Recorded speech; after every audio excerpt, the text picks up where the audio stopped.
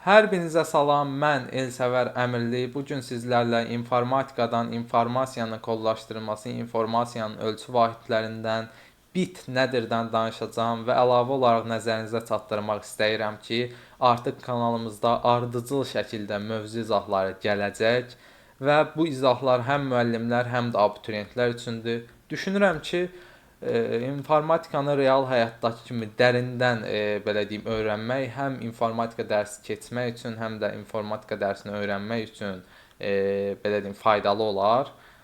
Gəlin vaxt itirmədən başlayaq. Bit nədir? Bit deyəndə çoxumuzun ağlına binary digit, 0, 1, ən kiçik ölçü vahidi, bu kimi şeylər gəlir.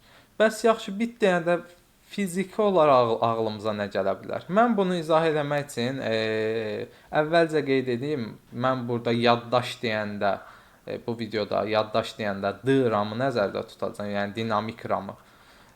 Çünki belə deyim, qlobal məntiqcə bütün yaddaş qurğularında saxlanma eyni olsa da, prinsipcə fərqlənir. Mən bu gün dinamik RAM-ın yadda saxlama prinsipindən danışacağam. Orada necə baş verir? Yəni yaddaş deyəndə mən D RAM-ı nəzərdə tuturam. Bunu qeyd etmə səbəbim odur ki, videolarda heç elmi xətaya yol vermək istəmirik. Ona görə də bunu qeyd etmək məcburiyyətindəyəm. Gəlin başlayaq. Bit nədir? Əslində belə deyim, bizim yaddaşımızda tranzistor deyə bir şeylər var. Tranzistor termini bəlkə də sizə fizikadan tanışdır. Tranzistor nədir? Tranzistordan elektrik keçən zaman o açıq formada olur, elektrik keçməyəndə qapalı formada olur. Əla. Tranzistorun iki vəziyyəti var. Elektrik keçirsə açıq, keçmirsə qapalı. Bu vəziyyətlərə adlandırsaq 0 və 1 ilə. Qapalı vəziyyətinə 0 desək, açıq vəziyyətinə 1 desək, hər bir tranzistor iki fərqli vəziyyətdə ola bilər. Elektrik keçir, keçmir. Əla. Keçmir halına 0, keçir halına 1 dedik. Kodlaşdıran zamanda elə bu 0-1-lər vasitəsilə kodlaşdırır. Yəni əslində belə deyim, informasiya necə kodlaşdırır deyəndə çoxumuz bilirik. Deyirik ki, 0 və 1-lərdir. O 0 və 1-lər buradan gəlir. Məsələn, mənim 2 simvolum var, A və B simvolları. A simvoluna 0 deyərəm, B simvoluna 1 deyərəm. Onda mən bir tranzistor terminini əvəzləyirəm bir bit vasitəsilə, çünki dinamik RAM-da bir tranzistor 1 bit deməkdir. Onda mən bir bit vasitəsilə 2 dənə vəziyyət kodlaşdıra bildim. Necə kodlaşdırdım?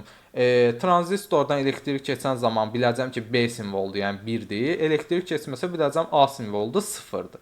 Əla. Yaxşı, bir dənə əlavə simvol, C simvolu olsa onda nə edəcəm? Bunu kodlaşdıra bilmədim axı. Deməli bizə bir bit bəs eləmədi. Bir dənə tranzistor bizə bəs eləmir. Keçirəm ikinci biti götürməyə. Yanına bir dənə də bit əlavə eləyirəm, yəni tranzistor əlavə eləyirəm. Bu da öz içində 0 və 1 ola bilər. Bu da iki fərqli vəziyyətdə ola bilər, bu da iki fərqli vəziyyətdə ola bilər. Onda vurma prinsipinə əsasən iki fərqli vəziyyət. Yanaşı gələndə ikisi bir arada 4 fərqli vəziyyətdə ola bilər. Hansı vəziyyətlərdir bunlar? Hər ikisinin qapalı forması, birincinin açıq, ikincinin qapalı, birincinin qapalı, ikincinin açıq, hər ikisinin açıq olduğu forma. Artıq bu hissədən sonra tranzistor terminini qoyuram qırağa, bit termini ilə davam edəcəyik. Və görə bildik ki, 2 dənə bitdə 4 fərqli vəziyyət kodlaşdıra bilirəm. Onda mənim 3 dənə fərqli vəziyyətim var. Gəlib A-ya deyərəm 0, 0, B-yə deyərəm 0, 1, C-yə deyərəm 1, 0 və fikir verdinizsə heç 1-1-dən istifadə eləmədim. Əlavə qaldı. Bu heç bir problem yaratmır. Deməli onda belə çıxır ki, 3 dənə fərqli vəziyyəti kodlaşdırmaq üçün bizə 1 bit bəs eləmədi. 2 bitdən istifadə eləməli oldum. Əgər sual qarşımıza çıxsa ki, 3 fərqli vəziyyəti kodlaşdırmaq üçün bizə minimum neçə bit lazımdır, onda mən rahatlıqla 2 bit deyə bilərəm. Əla. Yaxşı, bir simvolun da sonradan əlavə olunsa, buna da 1-1 deyərəm. Yaxşı, indi bir dənə də simvol əlavə olsa, tutaq ki, ABCD Y simvolu olsun. Buna da kod qalmadığına görə mən əlavə olaraq 1 bit də götürəcəm və bu belə davam eləyəcək. Yaxşı, bizdə qarşımıza belə bir sual çıxsa bəs, deyir 100 fərqli vəziyyəti kodlaşdırmaq üçün bizə minimum neçə bit lazımdır? Mən tapmalıyam, bilirəm ki, bayaq öyrəndim ki, bir dənə bitdə 2 fərqli vəziyyət kodlaşdıra bilirəm. 2 dənə olanda olur 4 fərqli vəziyyət. Yəni 2 vur, 2 vur, 2 vur, 2 bu formada gedəcək. Onda mən müəyyən eləməliyəm ki, neçə dənə biti yanaşı qoysam, neçə dənə 2-yi bir-birinə vursam, 100 dənə fərqli vəziyyəti kodlaşdırmağa kifayət edər. Bunu necə müəyyən eləyə bilərəm? Onda bunu bu formada ifadə edeyim. Neçə dənə 2-nin hasili, n dənə 2-nin hasili, indi n axtaracam. Bu şərti ödəməlidir. Böyük bərabərdir. İlk bu şərti ödəyən n mənim üçün olar minimum bit sayı. İlk. Niyə ilk deyirəm? Çünki bura 1 milyon qoysam onsuz da ödəyəcək. Bizdə sualdan nə soruşur? Ən az neçə bit lazımdır? Yəni n-in ən kiçik qiymətini axtarıram mən. Bəzi kitablarda ola bilər bu formada bir düstur da versin. 2 üstü x minus 1 kiçikdir n, kiçik bərabərdir 2 üstü x-dan. Yəni n vəziyyət sayıdır, x da bit sayıdır. Bu belə deyim, bunu ödəyən x-i tapırıq. Burada da eyni prinsipdir. Prosta mən çox izahlarda düsturdan istifadə etmirəm. Əsas məntiqini anlayandan sonra onsuz da düstur sadəcə bu məntiqdən çıxarılmış nəticədir. İndi mən tapmaq istəyirəm ki, neçə dənə 2 bir-birinə vuranda 100 onun içinə sığacaq. Rahatlıqla buradan 7-ni görürəm ki, n-in 7 qiymətində mən 100 dənə fərqli vəziyyəti kodlaşdıra biləcəm. Yəni 7 dənə yanaşı bit olsa, yəni 7 dənə tranzistor olsa. Əla. Yaxşı, niyə maksimum soruşa bilmirik? Çünki baxın, maksimum desə əgər sualın şərtində 100 fərqli vəziyyəti kodlaşdırmaq üçün maksimum neçə bit lazımdır? Onda mən rahatlıqla deyə bilərəm ki, müsbət sonsuzluq. Niyə? Tutaq ki, 2 dənə fərqli vəziyyətim var, lap 100 olmasın. Buna deyirəm 0, 0, 0, sonsuza qədər 0 deyirəm. Buna da sonsuza qədər 0, minus 1, axırıncı 1. Bu formada bir şey. Minus 1 deyəndə, yəni sıfırların sayı olaraq minus 1-i nəzərdə tutdum. Yəni bunun sağ limiti, yuxarı limiti yoxdur. Yəni sonsuza qədər gedir. İstəyirsən bir fərqli vəziyyət üçün 100 milyon bit götür, heç bir problemi yoxdur. Əgər yaddaşında o qədər yer varsa, əlbəttə. Ona görə suallarda bizdən ən çox soruşulan minimum neçə bit lazımdır olur. Gəlin davam edək. Yaxşı, 7 bit. Tapdıq 7 bit. 100 dənə fərqli vəziyyəti kodlaşdırmaq üçün 7 bit lazımdır. Bəs 101 dənə fərqli vəziyyət üçün yenə 7 bit. 102 yenə 7 bit. 7 bit neçəyə kimi bəs eləyəcək? 2 üstü 7-yə kimi. Yəni 128 fərqli vəziyyətə kimi bizə 7 bit kifayət eləyəcək. 129 fərqli vəziyyət olanda artıq 7 bit kifayət eləmir. Məcburam ki, bir dənə də əlavə bit götürüm 8 bit. Deməli 129-dan 256-ya kimi də mənə 8 bit bəs eləyəcək.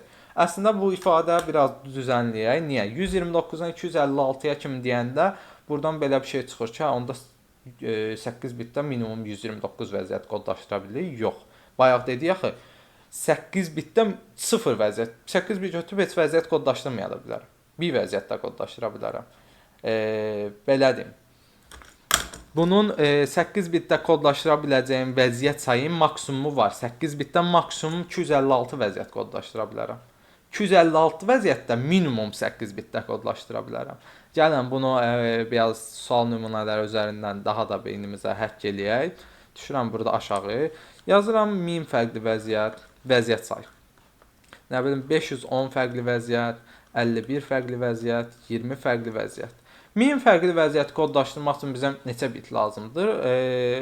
Bu arada nəzərinizə çatdırım, 2-nin qüvvətlərini işləməyi yaxşı bacarmalısınız informatika fənnindən, belə deyim, qəbul imtahanında yüksək nəticə əldə etmək istəyirsinizsə. Mən rahatlıqla baxan kimi görürəm ki, 10 bit mənə kifayət eləyər. 10 bit 2 üstü 10, yəni 1024 fərqli vəziyyətə kimi kifayət eləyir. 9 bit, yəni 10 bitdən bir vahidə istəyib 9 bit 209 fərqli vəziyyət kodlaşdırmaq olur, maksimum 9 bitdə. O da 512 edir.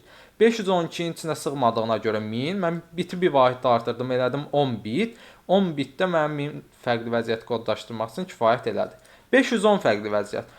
510 fərqli vəziyyəti kodlaşdırmaq üçün mənə 9 bit bəs eləyəcək. Çünki 9 bitdə maksimum 512 fərqli vəziyyət kodlaşdıra bilirəm. 510 da bunun içinə sığır. Bəs deyəcəksiniz, niyə 8 bit yox? Çünki 8 bitdə kodlaşdıra bildiyim vəziyyət sayı 2 üstü 8, yəni maksimum 256 vəziyyətdir. Buna görə.